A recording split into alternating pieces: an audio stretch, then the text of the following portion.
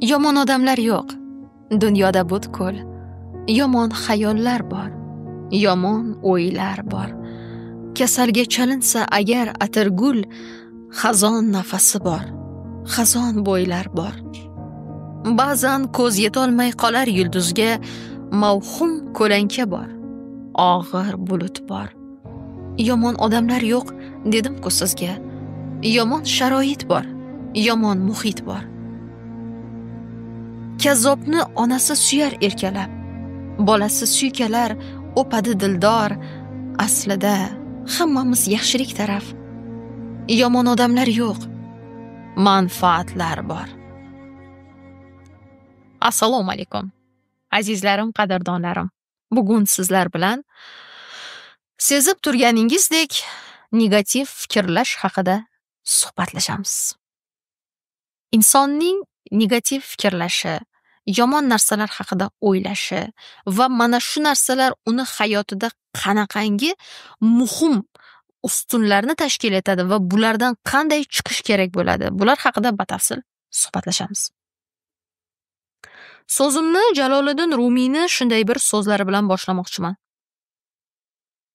Agar sening o'y xayollaring gullardan iborat bo'lsa, bir kun kelib gulzorga aylanasan. Agar sening o'y xayollaring tikonlardan iborat bo'lsa, bir kun kelib tikonzorga aylanasan. Yana bir Rumiyni shunaqa bir fikrida mana shu holatni kuzatamiz. O'ylaring so'zlaringga, so'zlaring fe'lingga, fe'ling taqdiringga nuqus etadi. Go'zal o'yla, go'zal yasha deydi. Ba'zida odam hayotida bo'layotgan ssenariylarini, o'zini hayotidagi hikoyasini muallifi ekanini unutib qo'yadi. Biz o'z hayotimizni muallifimiz. Biz o'z hayotimizni hikoyasini yozamiz. Nima orqali? Xayollarimiz orqali, fikrlarimiz orqali. Hattoki bu haqida muqaddas kitobimizda ham shunday keltiriladi. Agar siz Allohga qanday muomalada bo'lsangiz, u ham sizga shunday muomala qilish haqida va'da bergan. Agar inson unga ishonchsizlik bilan muomala qilsa, u ham unga o'sha muomalani qaytaradi. O'shaning uchun shunday gap borki, hech bo'lmaganda yaxshi gumonda bo'ling deyiladi. Agar yaxshi gumonda bo'lish qo'lingizdan kelmasa, yomon gumonda ham bo'lmang deyiladi. Rumiy ham aynan mana shunga ishora qiladi. Ya'ni gumonlar bu bizni o'y xayollarimiz. Inson o'zining o'y xayollarini mahsuli. Keling bu narsani endi chuqurroq ko'rib chiqamiz. Oldimga bir ayol keldi va u shunday so'z boshladi. Men turmush o'rtog'im bilan ajrashdim. Ajrashishimning sababi juda g'alati bo'ldi. Doim u bilan tortishib qolganimda undan ketish haqida o'ylar edim. Shunday bir kun kelsa-da, men undan boshqa joyda bo'lsam derdim. Va shunday kun keldi, men undan boshqa joyda edim. Men u bilan hayotim o'xshamadi. Ishonasizmi? Yillar davomida men u inson bilan xayrlashish haqida qanaqa tasavvur qilgan bo'lsam, xuddi shu ko'rinishda u bilan xayrlashdim. Va tushunib yetdimki, men o'z hayotimni qaysidir holatda, ya'ni tasavvurlarim bilan, fikrlashlarim bilan yaratgan ekanman. Buni mana shu psixossenariy ko'rinishiga olib kelgan ekanman. Inson so'zlariga o'ta ehtiyot bo'lish kerak. Masalan, kundalik jarayonda ham ishlatayotgan so'zlaringiz sizni hayotingizga ta'sir ko'rsatishni boshlaydi. Ya'ni Rumiy aytganidek, sening o'y xayollaring gullardan iborat bo'lsa, bir kun kelib gulzorga aylanasan. Ya'ni inson doim yaxshi narsalar haqida o'ylasa, doim oldinga siljish haqida o'ylasa, kelajak haqidagi tasavvurlari yorqinroq ko'rinishda bo'lsa, insonning ruhiy holati ham o'shanga qarab xursandchilik holatida ketishni boshlaydi.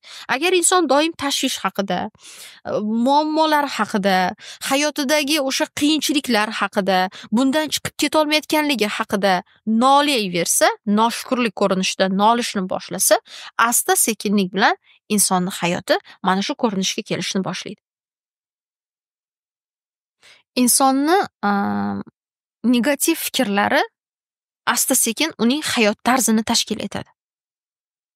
Siz hozir qayerda turgan bo'lsangiz, qay holatda turgan bo'lsangiz, ishoning, siz o'zingizni o'y-hayollaringizni ichida turibsiz. Qachonlardir siz shu haqida o'ylagansiz va aynan mana shu bosqichni yashayapsiz. Turmush o'rtog'ingizni munosabati, farzandingizni borligi, umuman atrofingizdagi odamlar, egallab turgan mavqeingiz, barchasi sizni holatingiz, ijtimoiy kelib chiqishingiz, jamiyatdagi o'rningiz, bularni barchasi siz qachonlardir orzu qilgan va yoki o'ylagan holatingiz bo'lishi mumkin. Shu yerda lekin yana bir qarama-qarshi savol tug'iladi. Ko'pchilik shunday savol beradi. Nega har doim o'ylagan narsamizni tortib olavermaymiz? Nima uchun yaxshi narsalar haqida ham o'ylaymiz, lekin yomon narsalar amalga oshib qoladi? Agar haqiqatan ham bizni o'y-hayollarimiz hayotimizni yaratar ekan, tashkil etar ekan, nega yaxshilar amalga oshmaydi? Nega yaxshilari haqida o'ylasak, hayotimizga kirib kelmaydi? Shunday gap bor-a? Tortishish qonuni deydi psixologiyada. Xo'p, tortishish qonuni qanaqa ko'rinishda ishlaydi? Ko'pchilik tortishish qonunida nimani tushunasiz degan savolni berilsa, ular shunaqa javob beradi. Tortishish qonuni bu o'ylagan narsalarni tortib olish. Ya'ni nima haqida ko'p o'ylasam, asta-sekin o'shanga aylanib boraman. Ya'ni nima haqida ko'p o'ylasam, asta-sekin hayotimga shu narsa kirib keladi. Lekin kirib kelmasligi ham mumkin. Qachon kirib kelmaydi? O'z umuman olganda bu qonuniyat qanaqa ko'rinishda ishlaydi? Bu qonuniyat shunaqa ko'rinishda ishlaydiki, siz o'ylagan narsalar emas, siz ishongan narsalar hayotingizga kirib keladi. Aniq ishonch bilan o'ylash bor, ikkilanib orzu qilish bor. Biz ko'pincha buni oralig'ini yo'qotib qo'yamiz. Insonda eng kuchli emotsiya qaysi emotsiya hisoblanadi? Qo'rquv. Biz qo'rqqan narsalarimizni hayotimizga tezroq olib kiramiz. Amalga oshmaydigan o'y-hayollarimiz bular biz qattiq ishongan va yoki qo'rqqan o'y-hayollarimiz bo'ladi. Ya'ni uni teskarisi bo'ladi. Biz orzu qilamiz mana shu narsa kirib kelishini, lekin ichimizda qo'rquv bo'ladi va ishonchsizlik bo'ladi, u kirib kelmaydi degan va xuddi shunaqa kirib kelmaydi. Insonda ba'zida jur'at yetishmaydi, jasorat yetishmaydi. Qobiliyatli insonlar juda ham ko'p, lekin jur'atli insonlar kam. O'ziga ishonadigan insonlar kam. Aynan Rumiy hazratlarining aytganidek, insonni agar o'y-hayollari tikonlardan iborat bo'lsa deyapti, bir kun kelib tikonzorga aylanadi deyapti. Bu nima degani? Inson yomon narsalarni o'ylayversa, oxiri uni hayotida mana shu yomonliklar bir kun kelib sodir bo'ladi degani. Yuqorida ta'kidlaganimdek, ayni paytdagi holatingiz bu sizni ayni qo'rquvlaringiz va yoki sizni orzularingizni ro'yobi ko'rinishidagi holat hisoblanadi. Xo'p, inson o'zini hayot tarzini tuzatishi va yoki o'sha qo'rqayotgan narsalarini qochishi uchun nima qilish kerak? Masalan, deylik, bu yerda yana bir misol keltiraman munosabatlar mavzusida, aynan mana shu negativ fikrlash haqida. Yaqinda oldimga bir ayol keldi va u shunday so'z boshladi. Men munosabatlarda o'zim xohlagandek insonni uchrata olmayapman. Men uni uzoq izladim, lekin negadir topolmayapman. Oldimga keladigan insonlarning hammasi yo alfons yoki bo'lmasam qanaqadir xotinboz ko'rinishdagi odamlar. Qanday qilsam o'zimga to'g'ri keladigan odamni uchrataman? Nima qilishim kerak men o'zimga to'g'ri keladigan inson uchratishim uchun? Hozir jamiyatda ayrim erkaklar mana shunaqa ko'rinishga kelib qolgan. Men o'zimga yetarli darajadagi ayolman. Nima qilishim kerak degan savol bilan keldi va u bilan konsultatsiya va terapiya qilish jarayonida shu narsani aniqladimki, ayolning ichida aslida turmushga chiqishdan qo'rquv bor. Ya'ni erkak kishiga ishonmaslik bloki bor ekan. Qarang.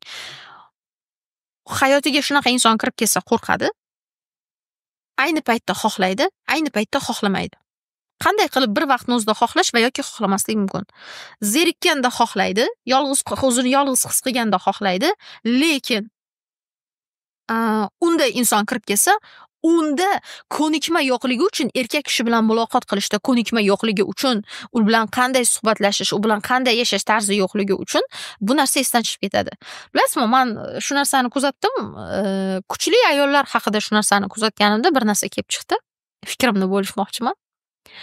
Nega kuchli ayollarni hayotiga munosabatlari o'xshamaydi? Misol uchun, jamiyatda kuchli, aqlli, daromadi yaxshi, har taraflama zo'r ayol, ha? O'zini bir ma'lum bir blogi bo'lishi mumkin, bloger bo'lishi mumkin. Hamma narsasi yetarli-da. Lekin negadir uni hayotida o'ziga o'xshagan erkak yo'q. Yolg'iz. Nega kuchli ayollar ko'pincha yolg'iz bo'lishadi? Hech shu haqida o'ylab ko'rganmisiz? Ular o'ziga ishongani uchun yoki ularga hech kim kerak bo'lmaganligi uchunmikan? Yo ularga ham yelka kerak, ularga ham inson kerak. Nega ular yolg'iz bo'lishadi? Men mana shu narsani auditoriyada tahlil qilganimda, munosabatlar mavzularida o'sha savol-javoblar orqasida men shu narsani ko'rib chiqdim. Yolg'iz va kuchli ayollarda o'sha kuchli ayollarni yolg'iz bo'lishini eng katta sababi bu ularni atrofidagi insonlarga bog'liqligida emas. Ularni atrofida erkaklar chiqmayotganligida yoki ular xohlagandagi erkaklar chiqmayotganligida emas. Bu ularni munosabatlarda qiynalishiga kelib taqaladi. Jamiyatda nimada ko'p rivojlansangiz, o'shanda zo'r bo'lasiz. Nimada oqsasangiz, o'shandan qolib ketishni boshlaysiz.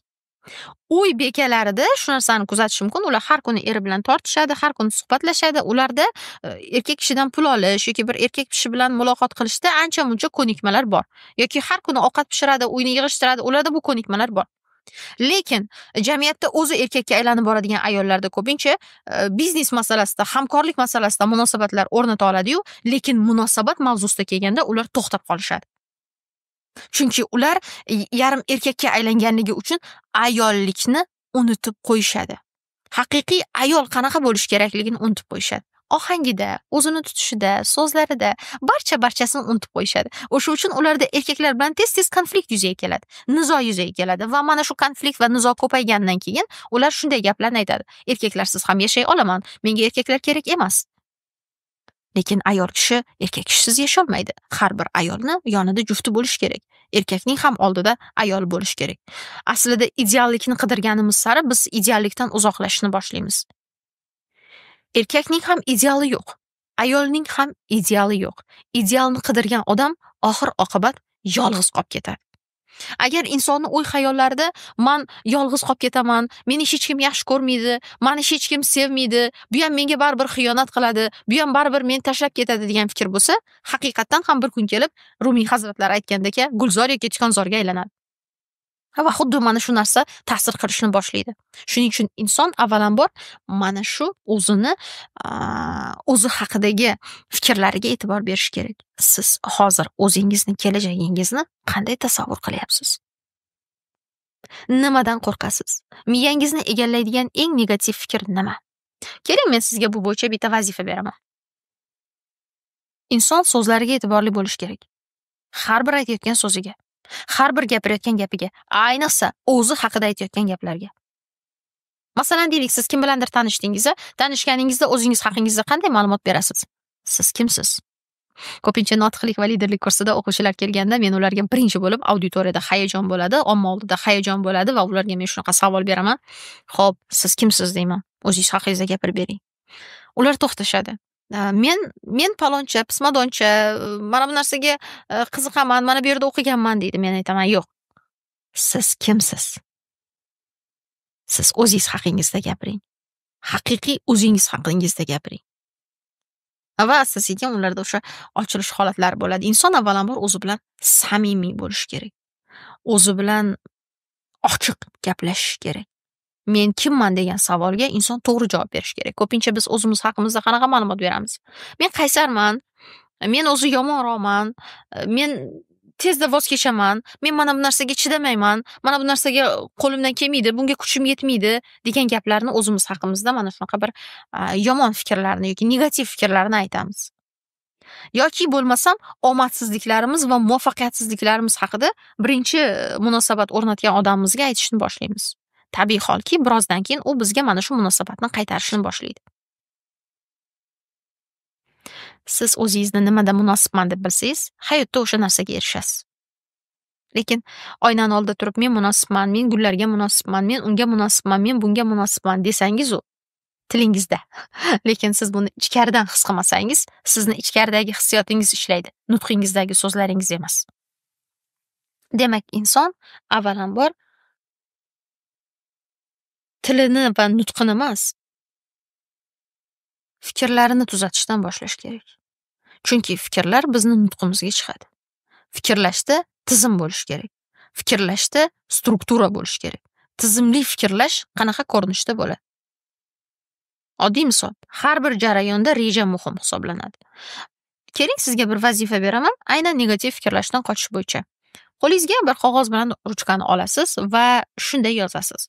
Nimani eplolmayapsiz, nimani qilolmayapsiz? Dastlab o'sha narsalarni hammasini ro'yxatini yozib chiqasiz va uni yoniga xuddi shu qatorni o'ziga, masalan, deylik, siz yozdingiz. Men hayotimga xiyonat qilmaydigan odam kirib kelishini xohlayman. Demak, siz xiyonat qilmoq so'zidan olyapsiz. Xiyonat so'zidan olyapsiz, xiyonat qilmaslikni. Meni hayotimga chekmaydigan inson kirib kelishini xohlayman. Demak, siz chekmoq so'zidan olyapsiz. Va sizni miyangizda chekadigan insonlarni tasviri keladi yoki xiyonat qiladigan insonlar tasviri keladi-da, siz nosog'lom kartinadan sog'lom kartinani yasashga urinayotgan odam hisoblanasiz. Bu yerda esa to'g'rilaysiz. Men sadoqatli insonni xohlayman. Men tashlab ketmaydigan odamni emas, menga vafodor insonni xohlayman. Meni aldaydigan insondan qo'rqaman emas, menga rost gapiradigan insonni xohlayman. Menga yolg'on gapiradigan inson kerak emas, menga samimiy munosabatda bo'ladigan odam kerak. Xuddi shunaqa negativni fikrlaringizni bu yerda pozitiv fikrga almashtirib chiqasiz. Xuddi shunday, nima qilish qiynalsangiz, nima qilishda qiynalsangiz, xuddi mana shu narsani yonidan yozib chiqishni boshlaysiz. Bu negativ fikrlashni birinchi qadam hisoblanadi. Yechim hisoblanadi. Ikkinchi qadamda inson nima qilish kerak bo'ladi? Ikkinchi qadamda inson negativ fikrlashdan qochish uchun har safar miyangizga yomon narsalar kelsa yoki shubha gumonlar sizni ichingizni qamrab olsa, sizga yoqimli bo'lgan xotiralarni eslang. Masalan, bolaligingizda o'tgan yaxshi xotiralar bo'lishi mumkin. Sizga ishonishgan joylari bo'lishi mumkin. Mana shu narsalar haqida o'ylashni boshlang. Ko'pincha yomon fikrlar haqida, negativ fikrlar o'ylaydigan odamlar asta-sekin atrofidagilarga ishonmay qo'yadi. Hech kimga ishonmay qo'yadi.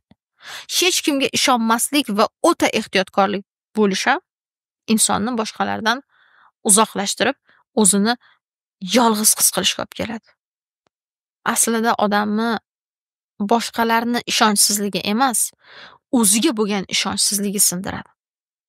Ya'ni o'zingiz haqingizdagi fikr bu eng kuchli fikr hisoblanadi. Bu fikrdan sizni hech kim chekkaga chiqara olmaydi. Demak, o'zingiz haqingizdagi qat'iy ustanovkaga aylangan va yoki stereotipga aylanib muhrlangan fikrlaringizga diqqat qiling. Siz qayerda o'zingizga shunday bir to'siq qo'ygansizki, mana shu to'siqli fikrlashdan chiqa olmayapsiz. Albatta bu vazifalarni bajaring va izohlarda qanchalik sizga bu podkast foydali bo'layotganligi haqida yozib yuboring. Fikrlaringiz men uchun juda ham muhim. Yana bir holat, yana qaysi mavzularda suhbat olib borishimni xohlaysiz? Bular haqida ham yozib yuboring. Ko'rishguncha.